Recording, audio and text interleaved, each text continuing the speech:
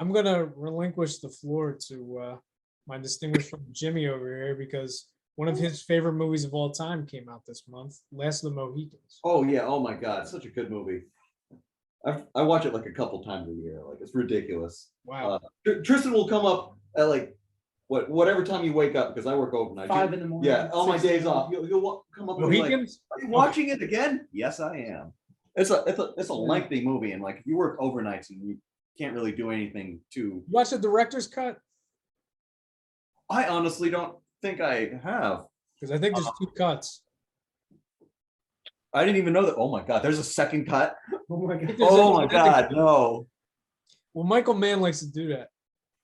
Oh yeah, well, He has a lot of. Okay. We can start with that.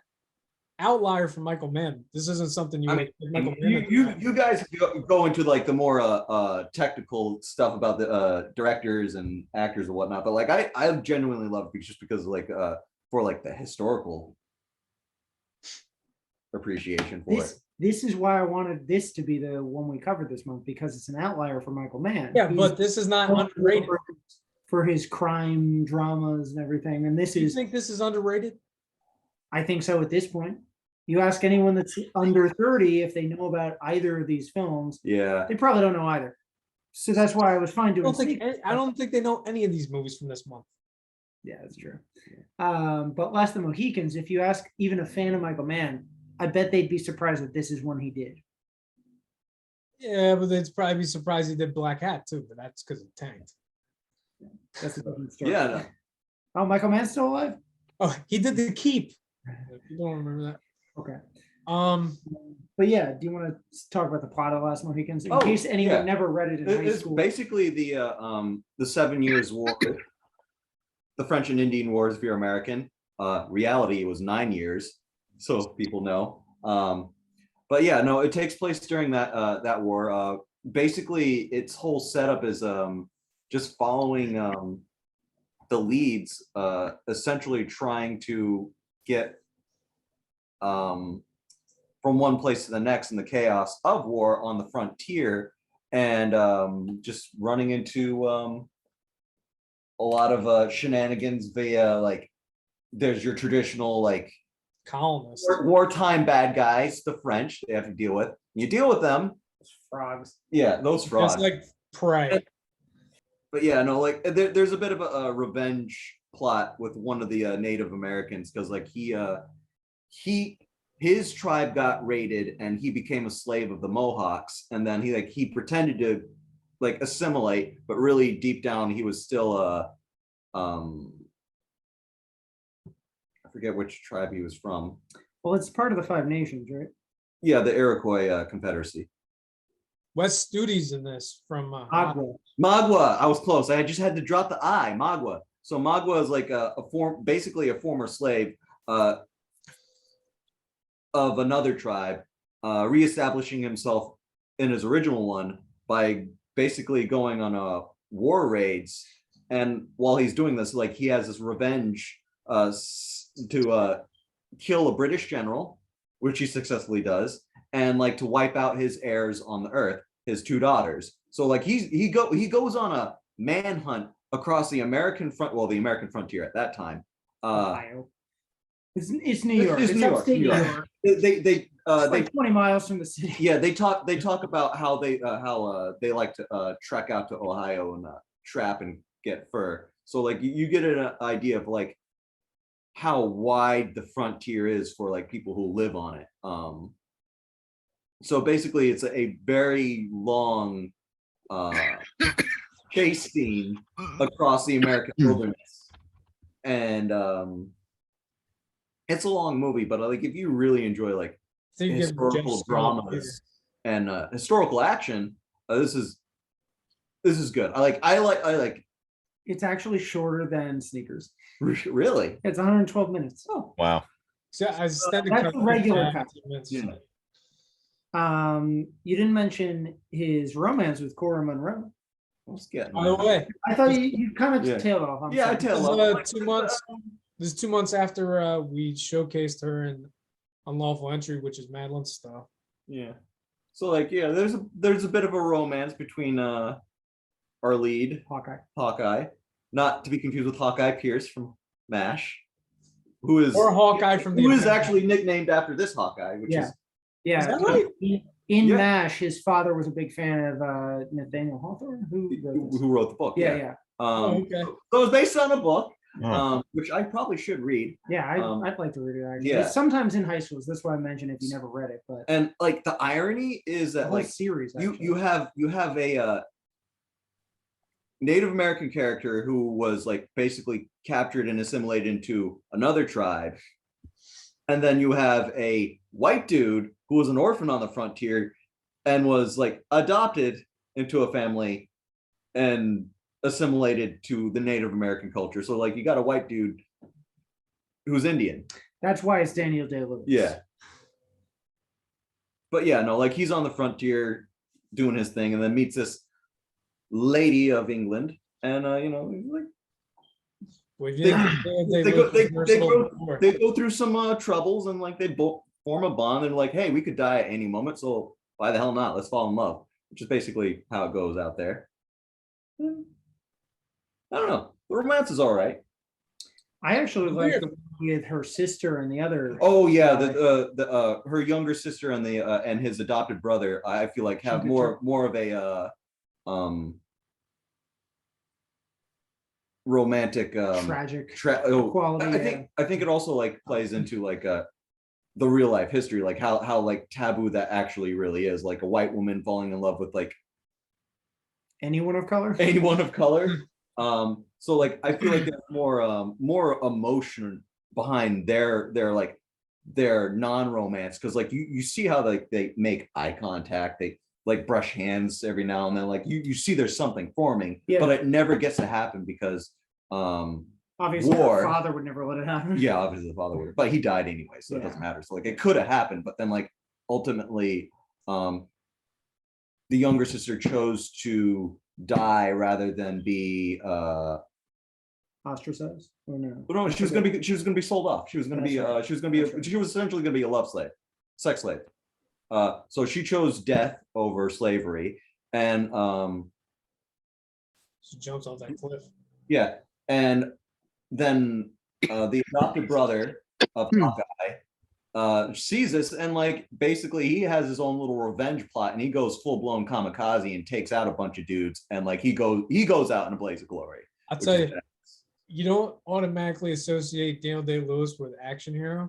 Mm-hmm. He quits himself pretty good in this. Yeah, and like action scenes are really good, and like it's really great because like in the movie, like most people traditionally like wouldn't really go for like a colonial era action because like it involves muskets and that takes time to load the damn thing in the first place. So like they in this movie they really utilize the close combat nature of fighting. Not only like that because they do establish that Hawkeye is a marksman. Like he has the name Hawkeye for a reason because he could shoot real good. But like once when you take that shot, like what are you gonna do? Just like they're gonna fill the time in the movie with them like no, they really take full advantage of the fact that like it's gonna get brutal. You're gonna start using that rifle as a club, and then like also they have on hand knives and tomahawks, and like you're not just watching a traditional like colonial battle all the time where it's just like guys lined up against a bunch of other guys lined up. You actually see most of the traditional battles is more of a battle of artillery versus fortification, and then after that it's basically the movie follows the when it comes to like battles after the fort scene.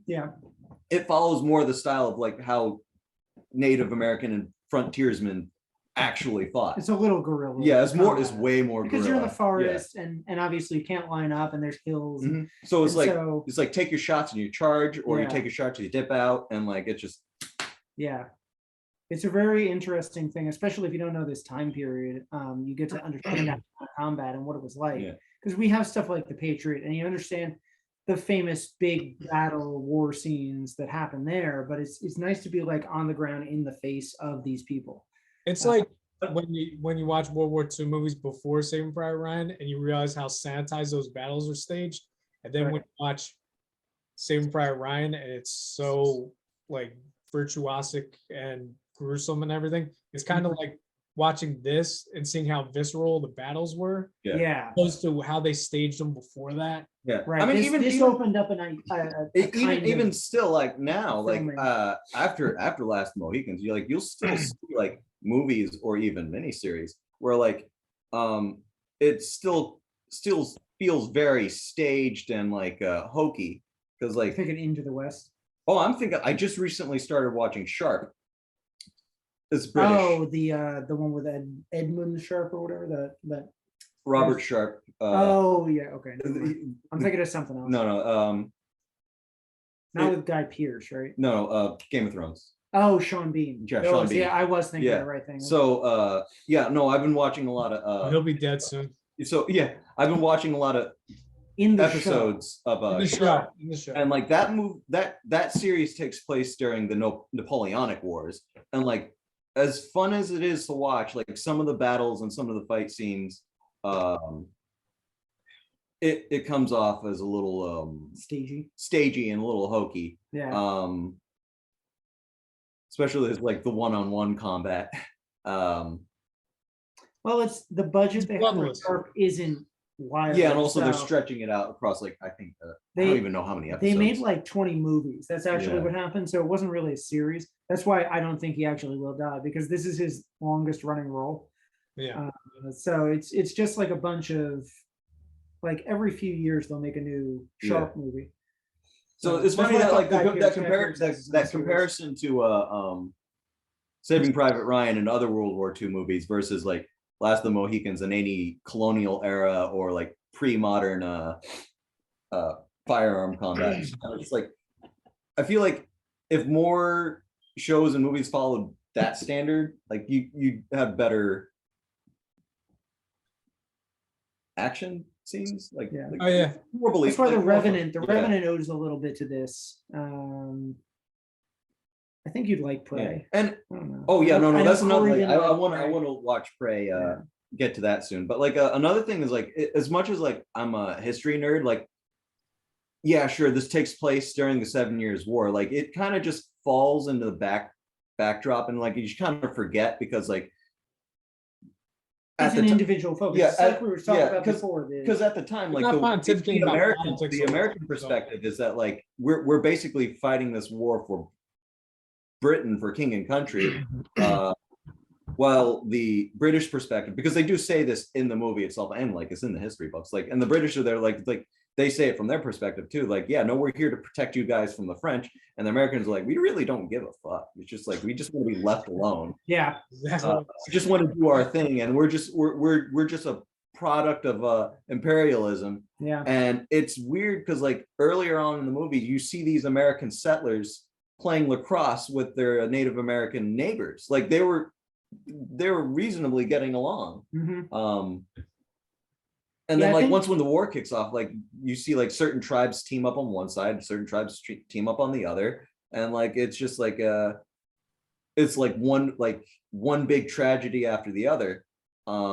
Especially when all these frontiersmen are like being like forced to fight a war that they don't care about. Right. And they're like, what about our homes? Somebody has to protect our homes because we're on the frontier. Like raiding parties will come in and like destroy our families, the people that we are supposed to be fighting for, and we can't protect them. Yeah. And if nothing else, I think this is a good look at what it's like when a war starts, especially if you're on the home front. America doesn't get a lot of history of that because we often went overseas. And so when it's on our back door, that's why the Civil War is obviously the most poignant for Americans, because it was neighbors fighting neighbors and brothers fighting brothers. And that sort of thing was happening then before we were even a country, because then you're like, why are we fighting this? And the Revolutionary War was coming because we're like, why are we fighting wars like this when we liked these people? Like we're just being told to kill our neighbors and leave our homes undefended. And then for what? And then like you see like bad players like Magua, like he's just angry and vindictive, but like he's a sympathetic villain. You could reason like, yeah, no, I get where he's coming from. Like I would probably do the same thing. I would probably go out and fulfill my revenge fantasy, especially when the world's going to shit and like, you know, you got people backing you. He was backed by the French. Yeah, you have nothing to lose. Yeah, nothing to lose. So like, yeah, and it turns out like I'm pretty sure like his people, his tribe, they're dying out. So like they're struggling to get by. And then like, you know, the title of the movie, The Last of the Mohicans, you think it's like, oh, this is white savior. It's not a white savior movie. Like you could argue it, but like I highly doubt it is, because like he was raised amongst them, so it would be like, it's not like he's an outsider coming in. And really, he's not like, how is he a white savior? He's not saving his tribe when his father, his adopted father, is the last of the Mohicans. Like he's the last. Like that's it. Like my favorite part is when Russell Means turns to Daniel Day-Lewis and he goes, "I am the last of the Mohicans," and then we. Yeah, that's my favorite part. And like the thing is like, at the end of the day, at the end of the movie, at the end of the war, like the only person that he manages to save is his love interest. That's it. And like even his adopted father, he turns to him and is like, "That's it. I'm the last of my people.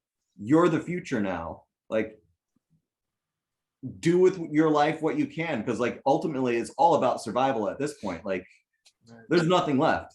Like, we'll find you. That's the big line of the movie. So even though the movie has a happy ending for the leads, it's not really a good feel movie, because you know, like a generation later there's going to be a revolution or the War of Independence. Yeah, so even without talking about the 7 Years' War, that's what's in the back of everyone's mind, because we know about the revolution. Yeah, and like they even set it up from the very beginning, like the discontent between the British and the American colonists. Like you start seeing the seeds being sown for like what will eventually become America. Because like there's like we're dissatisfied with how you're running things, so yeah. Thank God, because it came America. Yeah. Talk about this movie. Really, America's a thing because the British suck at just management. We got to reel him back in. Well. Down with monarchy. Yeah. Down with monarchy. Hey, funny story. I'm making a joke about the Queen. I'm barely holding it in. So what else came out this month? Okay. So yeah, it's one of Jimmy's favorite movies, and it's a A+. Yeah, no, A++. Like I watch that movie a couple times a year. It's got to be in your top 5. There's something to capture Jimmy's attention multiple times over the course of a year. Shut up and just zone out for a couple hours. Just plug that movie in, and I'll be like, okay, I'm out. Good to know. I would give it an Put it on for him right now. It's a good Netflix and chill movie. Yeah. Yeah. Do you love this movie? I would assume you. I do love the movie. It's it's like watching like Martin Scorsese do Age of Innocence. It's not something I would have thought was tailor made for him, but he excels in it. Maybe it's sometimes it's better to take like an unorthodox director and marry him with material that you wouldn't normally associate with him. Right. And I think that's what happened here. Take their talents to another genre. Because he's very painstaking in his crime dramas. Like he's very meticulous with how the movie looks, and the production design in this movie is amazing. And it's breathlessly paced. The action scenes are amazing, and Daniel Day-Lewis, like I said, I wouldn't associate him with action, but when it does become pretty bloody and gruesome, it's actually sometimes it's kind of stomach churning at times, especially the suicide off the cliff. Yeah. Or cutting somebody's heart out of their chest. Mm-hmm. Yeah, it's like Rambo: Last Blood. It's just like that. Oh, and a dude gets scalped. You see a guy get scalped. Yeah, it's pretty. Yeah, that was a little rough. It's like the beginning of Hostage. It depicts how gruesome the frontier was. I actually will say one other thing about this with the romance with Cora. There's this tenderness. They could have easily gone into some schmaltzy sex and romance, but there's this tenderness to their romance scene where it's like just by candlelight, you almost can't see anything. They can't even see their faces. So it lends itself to the idea of what it's like back then. You just did things in the dark, and you were also feeling each other for real. And like it's it's I'm glad you brought that up. With that like tender love scene that they have, fully clothed, by the way. While they're doing it, there's like they're doing this at the fort before they set out on their journey, or the second half of their journey, and like in the background is like artillery going off, like they're like they just in the midst of war. Like I saw this after Gotta it, bang one but out. it reminded me of the film Enemy at the Gates when Jude Law and Vice, I think, or is it Joseph Fiennes? Two of them have sex like next to everyone else. Oh yeah. And So that was Jude Law. okay, it's Jude Law at that point. I Yeah. haven't seen that movie in a little while. That's a good one, but it reminded me of that, even though I saw Enemy first. You just see people writhing. Yeah. But it reminded me of that because you have the war in the background, and you have to have this poignant connection amidst this danger. So I think it ramps up the adrenaline you're having, I'm sure. Sure. Anyway. So yeah, it's a great movie. But again, I still don't think this was underrated gem that we could have talked about. Like, it's one of Jimmy's favorite movies. Yeah. I think a lot of people love it. It's a well-polished gem, but Well polished. it's you hear about it too much these days. So John Landis tried to do for vampires what he did for werewolves with Innocent Blood. Does anybody know this movie? Never heard of it. It's another horror comedy that John Landis did. Also, but it's about this female vampire in New York who feeds on like mob enforcers, and eventually she bites the kingpin, which is played by Robert Loggia. Okay. He becomes a vampire. He's really good in the movie. It's like one of the best villain roles of the 90s. The movie's a lot of fun. It's not as good as American Werewolf, but Who's the vampire? the girl from, I can't pronounce her name. Anna, she's French. She was in La Femme Nikita. Anna Paloud? I don't remember her name. I know who you're talking about. He doesn't navigate the tones as well in this. And it's never really scary. But in fact, some of the times when the vampires are go into feral mode, their eyes they're wearing like neon contacts and their eyes go cockeyed, which is unintentionally funny. But it's enjoyable nonetheless. Annie Perio. Yeah. Today we're talking about, And she's wow, I'm gonna get flagged for that on YouTube. She's naked. close windows. She's naked in about 60% of the movie. So if you want that, there's also that bonus. Great. For Jimmy, because for Jimmy's purient interest. Yeah.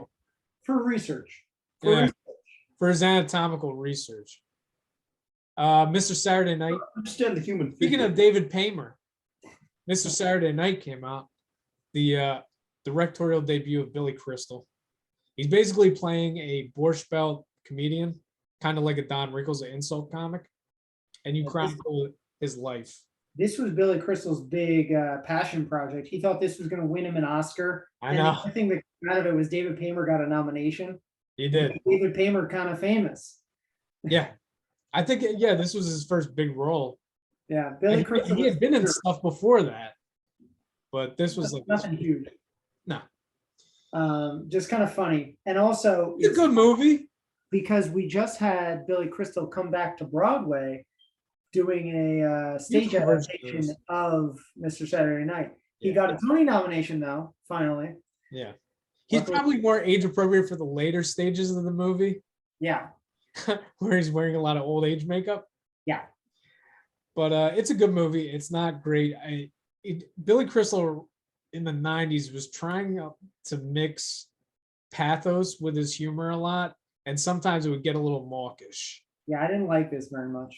Yeah, like City Slickers is another I know that's a great movie to some people, but I feel like the tone is inconsistent, way off. Yeah, It's good. jarring how much that goes back and forth. Yeah. I think City Slickers is better.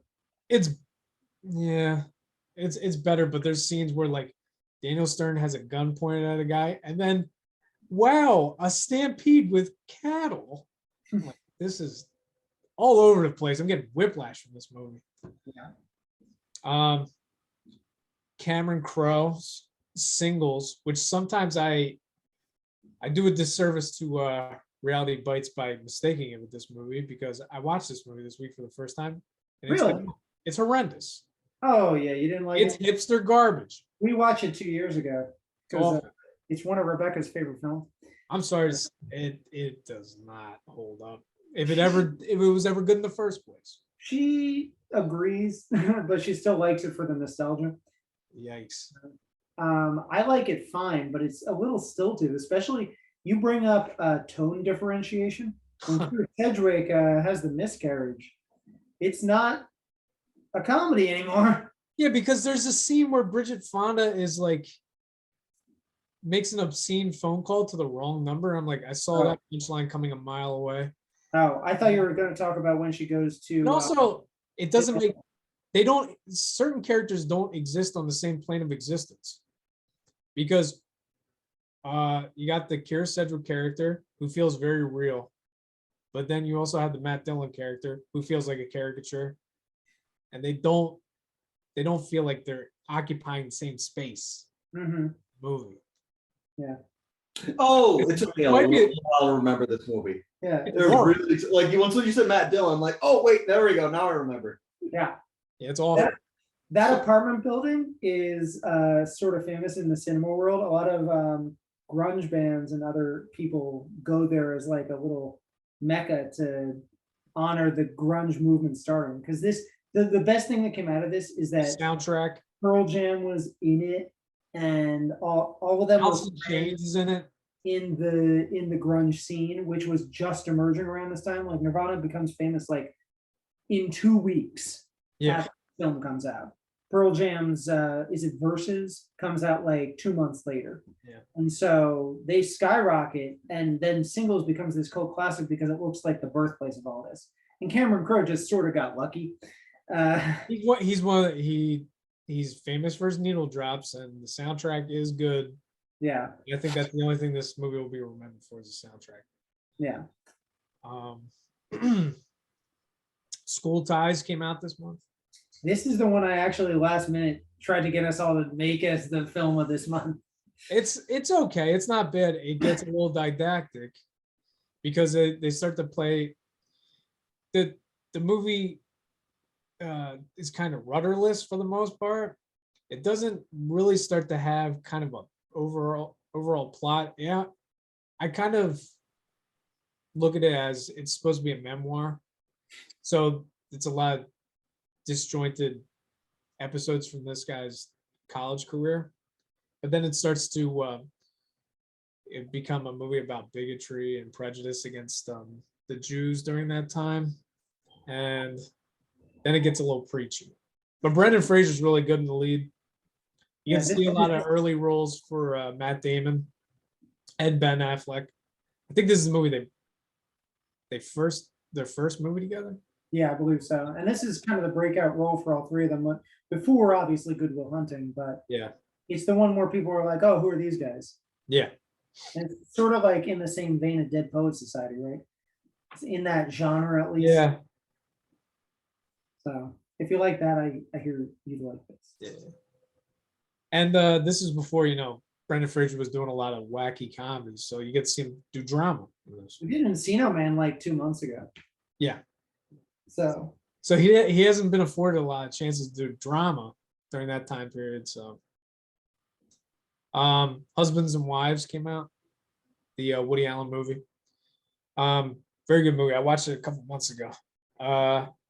He shoots it very cinema verite, so it's a lot of handheld, kind of like Deconstructing Harry in a way, which maybe we'll talk about down the line.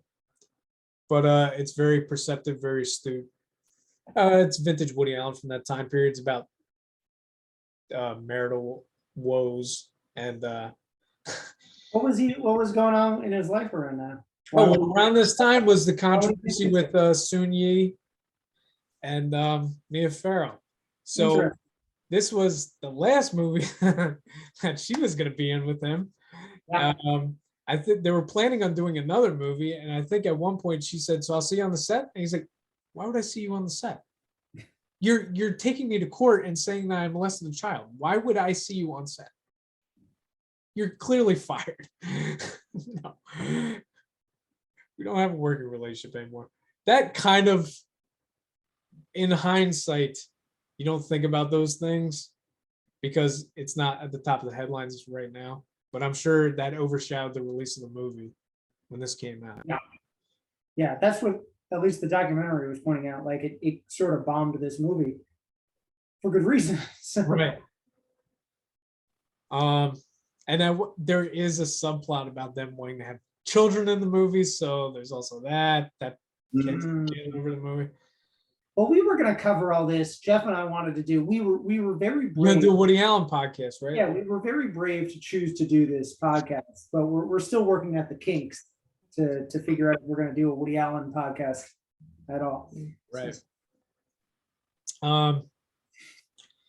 Here's a movie that some people look on fondly. Captain Ron. Anybody remember Captain Ron? I never saw it. Okay. Well, basically the thing is they get Martin Short is the straight man and Kurt Russell is the wacky captain of a boat that he inherits. And I'm thinking, why don't you reverse those roles? And then we got some. Not to say that Kurt Russell can't be funny, but but you could be funny as a straight man. It isn't surprising. casting Martin Short as a straight man is just not the correct decision. Yeah. For a second, I thought you said Martin Sheen, and I want to see that movie. Yeah, that would be great. Yeah, he's reprising his role from Apocalypse Now. Yeah. He's shell shocked. He's like, "You look like one of the Viet Cong, damn you, you one-eyed bastard." Yeah. It's not good. It doesn't hold up. Yeah. Hellraiser 3 came out this month. On Earth. Yeah, Hell on Earth. Yeah, that's right. That's the subtitle. Yeah. They turn it into a generic slasher movie. Whereas I wasn't a huge fan of the second one. The first one I think is a great movie. I love the first one. The first one's great. The second one, they start to demystify the Cenobites a little bit, and the movie's really anticlimactic with how they get killed in that movie, in my opinion. But in this one, it just becomes like another slasher movie. At one point, there's a Cenobite towards the end that's shooting CDs. I'm like, I vaguely remember that. it lost its whole S&M allure. Like Clive Barker clearly had nothing to do with this one. This was, I think it was New Line at the time, or Miramax. One of those took over the franchise, and they were just like, "We're gonna make it into the next big horror franchise, like Nightmare on Elm." Wait till they go to space. That's the next one. Yeah, they're rebooting. Oh yeah, they're in. They're rebooting it right now. Yes, Worse. Oh yeah. they're rebooting it right now without Doug Bradley. Are you interested in that? Because I'm curious. I'm curious to see what they're gonna do with a female Pinhead. Yeah, I have nothing wrong with that. I don't necessarily have a problem with the casting, but the last few times they've done it without Doug Bradley, it's been horrible. Yeah. And honestly, it's one of the this never should have been a franchise, because what they've done with it is kind of what Hammer did with the Dracula movies, which is they would come up with a story first and then take pre-existing scripts and then fit the Cenobites into them. Yeah. So there would be certain sequels where Pinhead doesn't show up for more than like 3 minutes. You're just like, does he really have anything to do with the plot? It seems like they're perpendicular to one another. They don't even. I remember thinking when I first saw it that I know Pinhead is iconic now, but if it had other Pinhead adjacent Cenobites in each film, there's a new Cenobite to face. That might have made it work. I don't know. Yeah. But that's now only in hindsight. I saw that in like 2008. Yeah. So But all these sequels and stuff. Yeah, but like in the first movie, there's not a big body count. By this point in the franchise, they were trying to make them slashers. Like they're out in the real world killing people, and it's it lost the whole appeal of that Clive Barker source material. which hopefully is what they're trying to go back to in this new one. Yeah. If they do a straight adaptation of God, what's it called? The Hellbound Heart. Mm. Hopefully they'll bring that back. And I think he has like an executive producer credit, so I think Yeah. It sounds better than the Firestarter remake. yeah. That concludes the other movies this month. So let's get to Jeff's favorite feature, poster movie. Oh boy. My time to shine. Maybe. Now, Open one of up. these, and this isn't a spoiler, but one of these I thought maybe could have been the movie we spotlighted this month. I know what you're talking about. Yeah. Yeah. Let's see if we can get this. There we go. That worked perfectly. See, I made it work. This is the one. Oh God. What is this? Bruce Springsteen's origin story? It's a dude standing on a granite pedestal with a guitar leaning up against a flagpole with a giant flag that is wrapped around a probably naked man staring off into the sunset. American flag. American flag. What did I say? You just said flag. American flag. Sorry. You're fine. Yes, because This colors this is story. definitely like Because it's America. America movie. This is what Last of the Mohicans is. Ah, yes, Yeah. of course.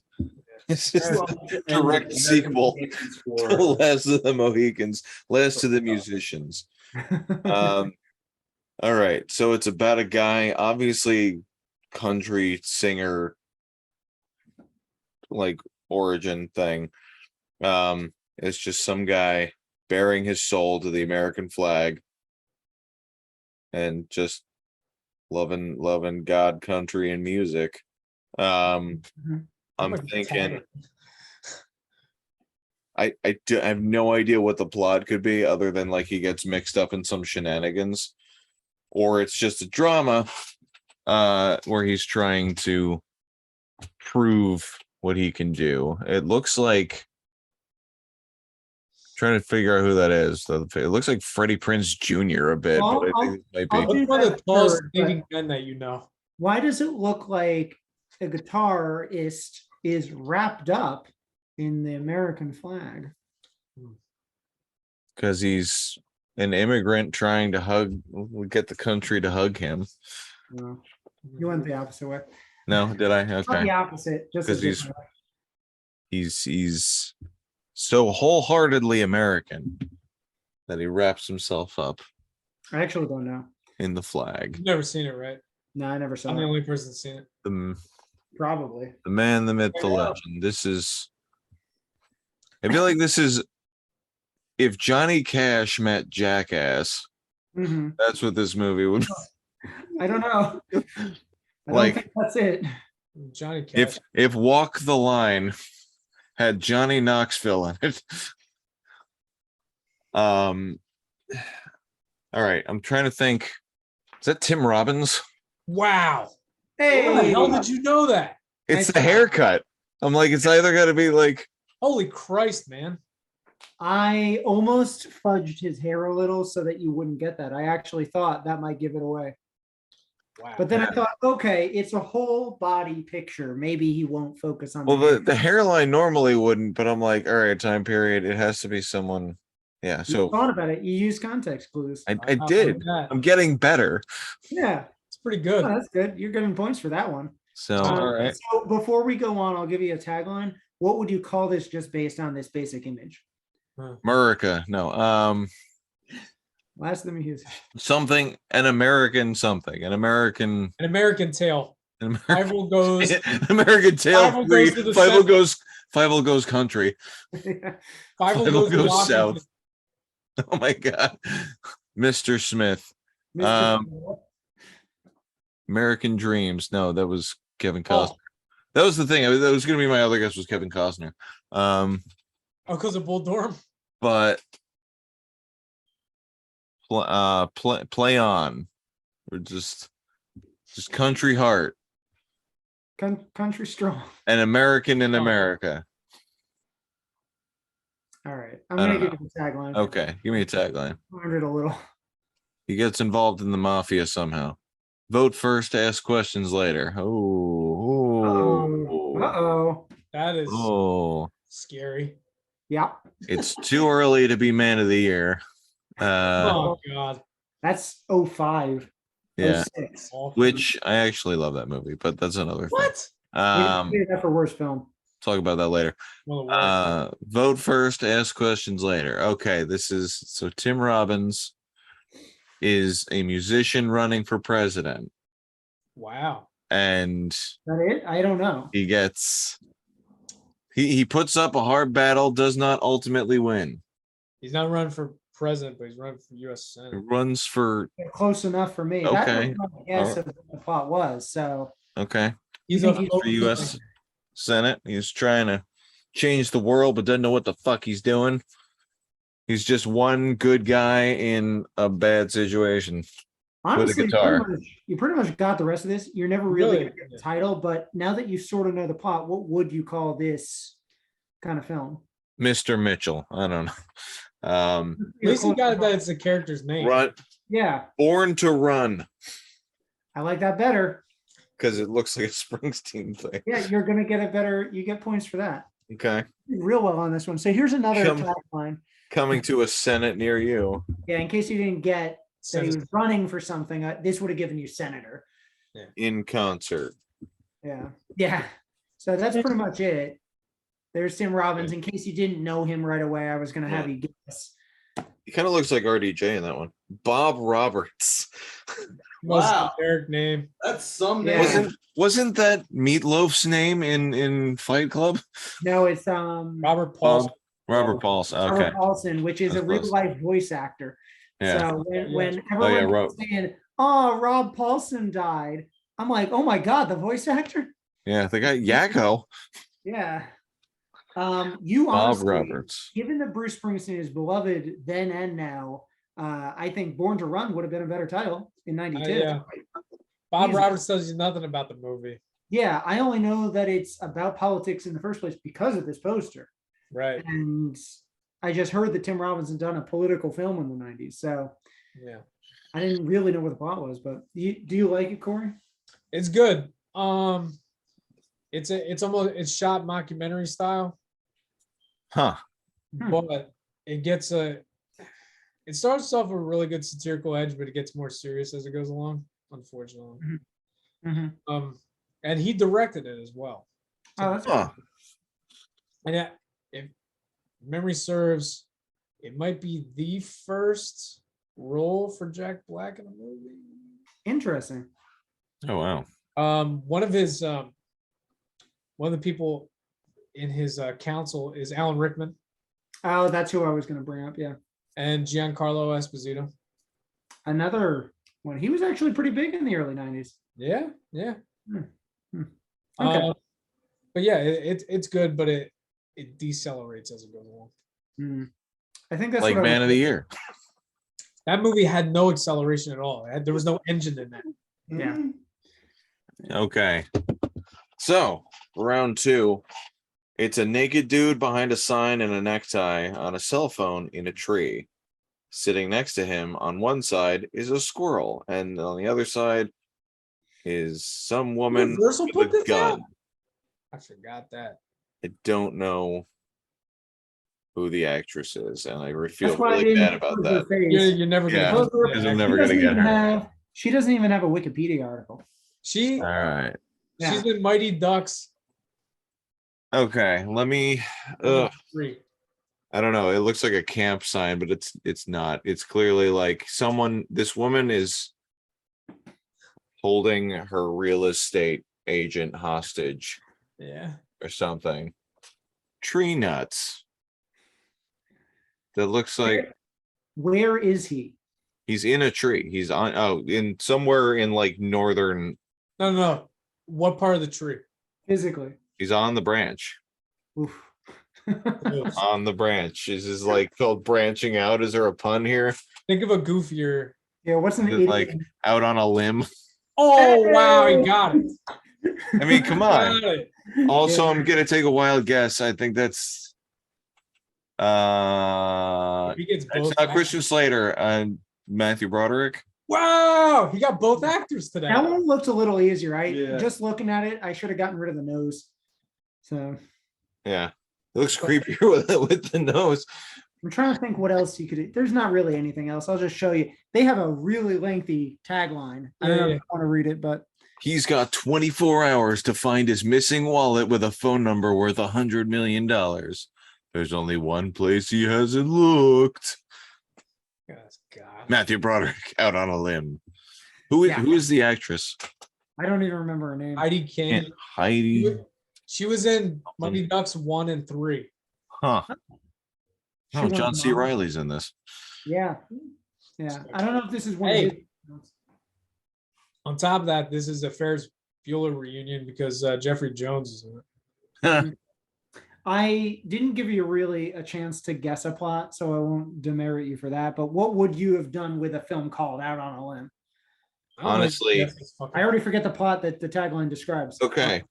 So he's a finance guy who has blacked out, wakes up in the middle of the Pacific Northwest with nothing but a cell phone and a necktie. And a squirrel wakes him up by dropping a nut on him. And that Right. sets him off on a grand adventure to find out what the fuck's going on.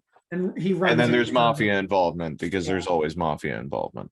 Yeah, especially there's just always. It's always either mafia or superheroes. You know, that's Mhm. That's not bad. God, I That's wish pretty it good. was. Yeah. So cool. It's barely released. You had a really good It's post. escaped. Yeah. Horrible. thanks, man. Well, I put in the notes and then forgot to ask what we were going to do for our picks of the month. So we could workshop this real quick right now. Given that it's an ensemble cast for sneakers, I actually was going to think See, I thought we were gonna go with Robert Redford. Robert Redford would be the easiest. I wasn't sure for him either. Redford? Because it's an ensemble cast. Yeah. Yeah, and I didn't want to focus on like Dan Aykroyd specifically. Let's do Redford. I wasn't sure if we'd done him for our second episode either. Yeah, let's do Redford because, like, if we go Okay. with Daniel Day-Lewis, it's I feel like gonna- Daniel Day-Lewis will come up again. for me. You- Yeah. Yeah. Redford So- did do a lot of movies in the 90s, so Okay, cool. Yeah, I already know my Robert Redford. You should know what my Robert Redford is. I know what mine is. Mine's Jeremiah Johnson. Oh, I want to see that. Great. Actually, it's probably Sidney Poitier's Sidney Poitier. Sidney Pollack's best directing effort. And Redford, it's actually more rugged than you would think, because normally Redford kind of plays like the serene hero. He actually has there's a little bit of bloodlust in that second half of the movie. It's very much a survivalist Western, kind of like an anti-Western. Yeah. I can guess Especially how didn't it come out after Butch Cassidy and the Sundance Kid? it did, and that probably would have been my first choice, but I know somebody else is gonna pick it. It kind of flips his character a little bit. So, do you have a guess on what mine is? Because I didn't need to even look. I think I know. I was gonna say Downhill Racer. Yeah, so Downhill Racer is the film. Really? Have you ever heard of that? He plays a Olympic hopeful skier, and his coach is played by Gene Hackman, and he's actually it's also sort of against type. He's kind of an asshole to He is women, an asshole. and he's sort of gaslighting his girlfriend, and it's playing off of the Barefoot in the Park charmer that he played when he was a young man with Jane Fonda. It's flipping that kind of ideal of his charisma, where he's ignorant of his own gaslighting, and when he realizes what he's doing, he doesn't give a shit. And Gene Hackman tries to steer him back towards the straight and narrow. Being a skier is kind of funny. You know what I like about it? It's very elliptical. Yeah, Like they don't spell things out for you. right. It's almost like you're a fly on the wall. Yeah, it's all in the looks between Hackman and Redford. It's For not full of sports cliches. Mm-hmm. And actually, do you remember who the director is? Off the top of my head, I forget. Is it Frankenheimer? It's Michael Ritchie. Michael Ritchie. Okay. What else did he do? He did Fletch. Oh, really? Yeah, I know. He did Fletch. Bad News Bears. Mm-hmm. He actually did another really good movie with Robert Redford called The Candidate. I heard that's good. Yeah. And he did another great movie with Gene Hackman called Prime Cut. Mhm. They were both in Bridge Too Far too. Both Redford and Hackman. Yeah, they were both in that too. Wow. Okay. I still need to see that. Is that what you're gonna do again? I was gonna. 2 months- Yeah, no, I knew it. I was gonna two- say 2 Bridge months Too- in a row. Yeah, I was gonna say Bridge Too Far. I was like, wait a minute, I did that before, and it was last month. It was last No, I month, can't do It that. was I for can't. James Caan. Dude, there's too many people in that movie. Yeah, it's an all star cast. Yeah. Like it's crazy, but like for me, You it'll know what? have to be my second choice. At least we're bringing them up. Like Yeah. we don't have to choose Bush Cassidy, but you know, I'm gonna go with Great Ryan. Gatsby for me. What do you Not think? You're gonna go with what? Yeah, the You know- 1973 Great Gatsby. Okay. Oh wow. I think because I think that's the first movie that I remember seeing him in. Because like Good Yeah. saw it. Okay. I'm gonna go I with- love it, but I liked him in it, and I think I need to revisit it. yeah. Who's the woman in there? I'll look it up while Jeff talks. No, I was gonna say All the President's Men. That's it. There you That's go. Probably his best. That's the. Well, that was the first thing that I saw him in. Hey, speaking I of like Mia the Farrow. Oh, it's Mia Farrow, of course. Yeah. I knew I'd seen her recently in my head. Well, he's done too many classics. It's hard to pick. I'm surprised nobody picked the Sting. Sting is great as well. Which I like the Sting, but it's low overrated in my opinion. But Yeah, he's done a lot of great films. We loved The Old Man and the Gun, and that was That was a his great fun movie. song. I'm trying to think what other things. one of the best last movies to end a career on. 'Cause a lot of Yeah. people retire on garbage. Gene Hackman, for instance. Uh-huh. And Welcome to Mooseport. Could have done one more. One more, man. He still could. Yeah. I did want to take this moment to point out, I know the Edgars aren't our hallmark or anything, but my plan had been actually to give our Lifetime Achievement Award to Robert Redford this year. So you're gonna kill him? Or as well, You know what happens when you do that. they last at least 5 years. I've never had anyone die. Actually, now that we did this podcast, he's gonna be dead by the time this is published. Well, the way this podcast has been going, that's what we were worried about. But we already took care of City Court, so I guess that's the dead person for this. for now. So, Unless Dan Aykroyd dies within the next month, that'd be crazy. Oh no. well, on that Now that we note, put that into the ether, thanks, Corey. Well, we can CGI. That's what he in gets the when my next stepmom couple- is yelling. All right.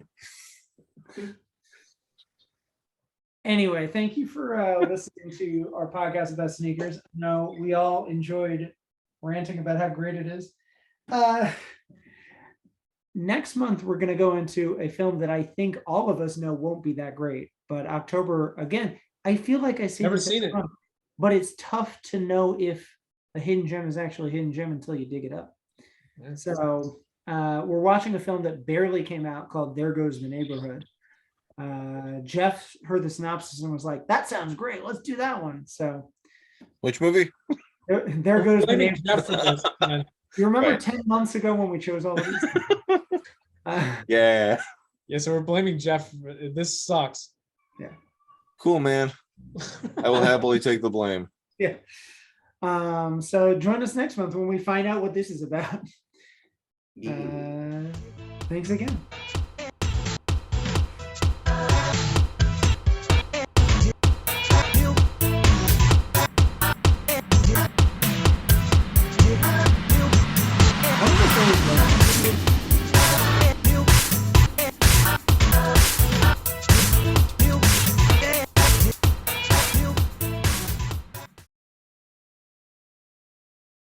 Wow.